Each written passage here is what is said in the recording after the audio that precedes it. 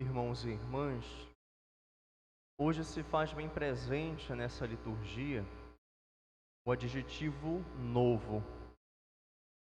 Na leitura do livro do Apocalipse, se fala de um novo céu, de uma nova terra, de uma nova Jerusalém. Jesus mesmo fala que Ele faz novas todas as coisas. No Evangelho, Ele diz que nos dá um novo mandamento. E é interessante que tudo isso está inserido dentro desse contexto pascal. Justamente com a sua Páscoa, com a sua morte e ressurreição, Jesus renova todas as coisas. Se eu vivo em Deus, se eu busco a Deus, a minha vida não pode ser um tédio, mas não posso cair na mesmice, porque o Senhor renova o meu coração a cada dia. E mesmo fazendo talvez as mesmas atividades, eu sei dar tornar aquilo uma novidade, fazer diferente. Até mesmo podemos pensar a palavra de Deus. Ela é a mesma, mas ela é sempre nova e atual. Ela fala ao coração de cada um de nós no hoje. Fala a nós e é capaz de nos lapidar, de moldar a nossa vida, de conduzir a nossa história. São Máximo de Turim afirma que tínhamos caído na velhice do pecado, mas pela ressurreição de Cristo fomos renovados na inocência das crianças. Se talvez já caí muitas vezes, já pequei tantas vezes, que eu não pense que tudo está perdido. Deus é capaz de renovar a minha vida. Deus é capaz de me fazer um novo homem, uma nova mulher. Deus é capaz de nos conduzir. Não quer dizer que eu vou banalizar o pecado, mas ter a certeza de que aquilo que aconteceu não define a minha vida. Quem conduz a minha vida é Deus. E em que consiste essa novidade que fala a liturgia de hoje? Lembremos o que Jesus nos diz no Evangelho, e o Evangelho se dá no cenáculo, se dá no contexto da última ceia. Ele diz: filhinhos, por pouco tempo estou ainda convosco. Eu vos dou um novo mandamento. Amai-vos uns aos outros, como vos amei, assim também vós deveis amar-vos uns aos outros. Como vos amei, assim também vós deveis amar uns aos outros. A grande novidade aqui é o mandamento do amor. Somos chamados a amar. Mas por que esse mandamento é novo? Se já ouvimos falar, já se ouviu falar no Antigo Testamento desse mandamento do amor, já ouvimos que, ou lemos que lá no livro do Deuteronômio se diz que devemos amar a Deus de todo o nosso coração, com toda a nossa alma, com todo o nosso ser. Por que é novo e por que Jesus diz que é o seu mandamento? Com certeza existiram pessoas no Antigo Testamento e antes que amaram os membros da sua família, que amaram aqueles que pertencem ao mesmo clã, aqueles que são seus amigos, que foram capazes de amar. Mas agora Jesus nos chama a uma nova forma de amor. Nos chama a um amor ainda mais profundo. Observemos o que ele disse na última ceia. Ele diz que nós devemos amar como ele nos amou. Essa é a medida, esse deve ser o nosso amor.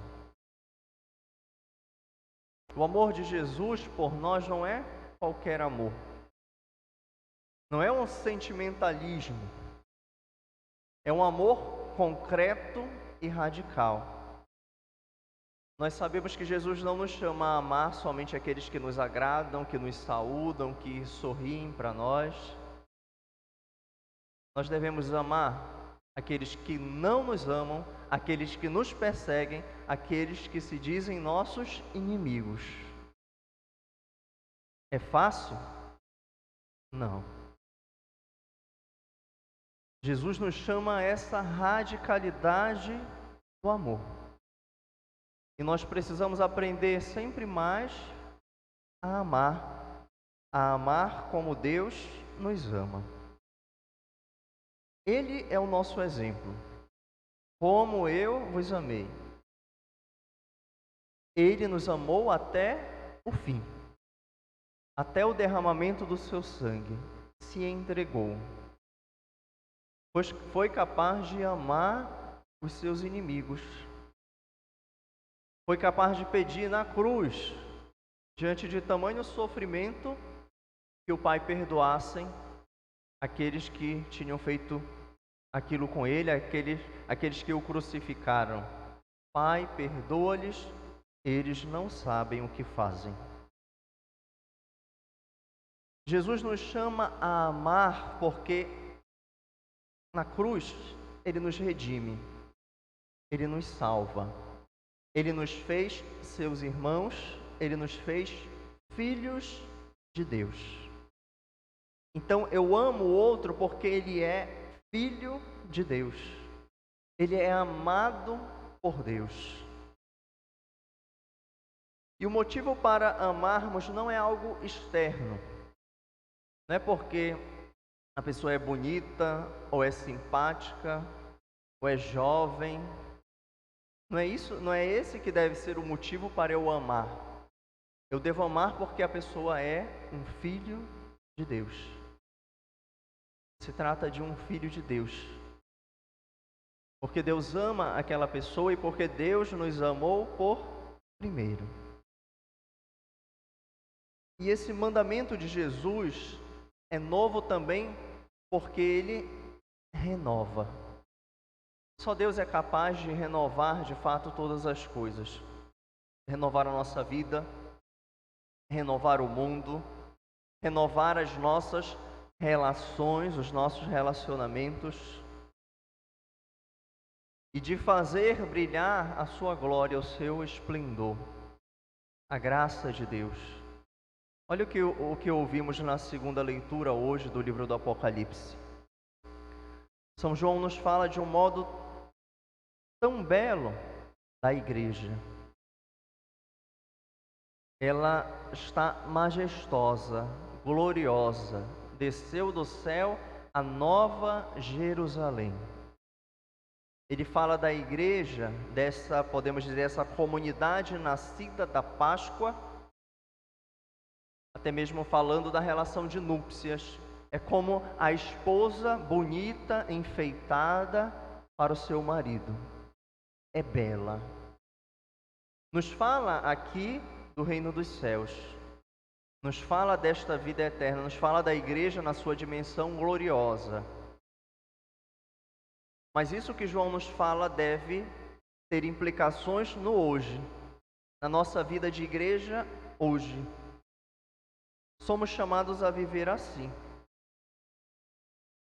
Se formos confrontar essas duas realidades, talvez fiquemos decepcionados ao olharmos para o hoje, ao olharmos para nossas relações. Ali São João nos apresenta o reino dos céus, onde não haverá nem dor, nem choro, nem sofrimento. E aí nós olhamos para a nossa realidade e vemos quanto choro, quanta dor, quanto sofrimento, quanta violência. Cada coisa que a gente vê na televisão e na internet, de uma pessoa matando a outra. E podemos pensar diante dessa realidade que não tem sentido o que Jesus realizou, que não se concretizou. mas somos chamados, mesmo diante dessa realidade, a perceber já os sinais de Deus, a conservarmos a confiança e a esperança e ver que a nossa vida vai se dando deste modo, como Jesus disse: tem o trigo, mas também tem o joio. Tem os peixes bons, mas também tem os peixes ruins. E tem também os peixes que são bons e ruins, porque todos nós somos pecadores e limitados e devemos lutar sempre mais para melhorar, para fazer a vontade de Deus. Então, é em meio a tudo isso que nós devemos caminhar. Quando São João fala também daqueles que estão diante de Deus, ele fala que são aqueles que passaram pela grande tribulação, que passaram por esta realidade que estamos vivendo. E devemos saber então que Deus continua agindo aqui, no hoje, na nossa história. E que já podemos, nos unindo e cada um fazendo a sua parte, encher este mundo do amor de Deus. Ninguém acha que é pouco, que é irrelevante, que é desconsiderável. Se nós formos fazendo cada um a nossa parte, nós podemos mudar. Talvez não tudo, mas ir mudando uma parte, mudando pouco a pouco a nossa realidade, levando mais pessoas também a seguir Jesus. Na primeira leitura dos Atos dos Apóstolos, nós escutamos que aquela comunidade cristã, através de muitas tribulações, se prepara para entrar no reino de Deus. Mesmo diante de um mundo feroz e pagão, aquela comunidade vai lutando, passa por perseguições, anuncia o Evangelho, tem dificuldades, anuncia o Evangelho, são mortos, mas mesmo assim os cristãos continuam perseverando.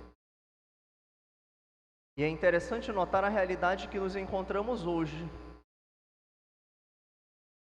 Não podemos dizer que será talvez um mundo predominantemente cristão, de fato cristão. Nos encontramos em um mundo cada vez mais marcado pelo paganismo. Quantas pessoas dizem não ter fé, não consideram mais a Deus, não querem seguir a Deus. E somos chamados em meio a tudo isso a evangelizar, a testemunhar a fé, a viver de acordo com a vontade de Deus. Jesus disse também, nós escutamos hoje no Evangelho: nisso todos conhecerão que sois meus discípulos, se vos amardes uns aos outros. Naquela primeira comunidade, no início, as pessoas viam o amor que existia entre os primeiros cristãos. Vejam como eles se amam, uma frase conhecida de Tertuliano. Mesmo diante de nossas diferenças, mesmo diante de nossos defeitos, nossas personalidades diferentes, nós precisamos aprender a conviver, a crescer, a dialogar, a perdoar, a pedir perdão. Aquela correção fraterna que Jesus nos fala no Evangelho precisa se fazer presente. Correção fraterna de fato, em que o primeiro passo é esse: eu converso com a pessoa, eu abro o coração, eu me resolvo, eu coloco o que eu estou sentindo, a fim de que cresçamos no amor. Eu não vou amar o outro pensando que o outro tem que ser igualzinho a mim, mas sabendo aceitar o outro, acolher e vivermos juntos, buscando juntos fazer a vontade de Deus. Esse é o grande sinal deste novo mandamento do amor. É a verdadeira comunidade. Se nós vivermos enquanto paróquia, enquanto igreja, esta comunhão, nós estaremos expressando o amor de Deus. Nós estaremos sendo sinal do amor de Deus. E muito mais do que somente pregando, testemunhando, nós iremos atrair muito mais pessoas a seguir a Jesus, porque eles veem algo diferente. Não veem o mesmo que se vê em tudo quanto é canto. Eles veem algo diferente. Eles veem que o amor de Deus nos alcançou e podemos não ser perfeitos, mas estamos a cada dia lutando para ser melhores, lutando contra o pecado. Hoje, mais uma vez, celebramos a Eucaristia. É a fonte desse novo amor. É fazer essa experiência profunda do amor de Deus que por amor permaneceu conosco neste tão sublime sacramento. E entrando nesta comunhão com Ele, experimentando o amor de Deus, nós vamos aprendendo a cada dia a amar.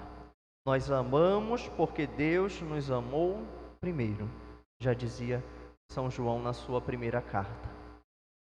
Peçamos então a graça a Deus de estarmos unidos sempre mais a Ele, de vivermos neste amor, de buscarmos superar todos os obstáculos, a fim de que sigamos a Deus e de que vivamos este novo mandamento do amor.